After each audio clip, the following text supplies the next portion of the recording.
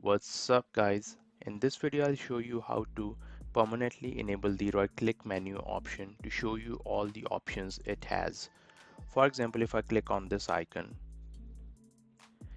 I'll have to select the show more options and then it shows me all the options. So we can permanently enable this option. This file is in the description box. You just download the file and double click this file.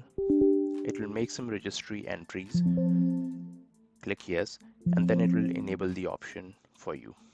So this has been enabled, but before doing that, you'll have to restart your Explorer process. Just go to Task Manager, find the Windows Explorer process, right? Oops. Find the Windows Explorer process, right click it, and restart it.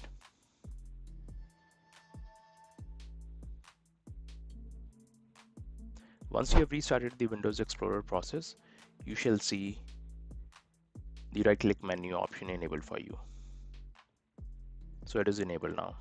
If I click on anything, I don't have to click on show more options. So that's it for this video. See you guys in the next one.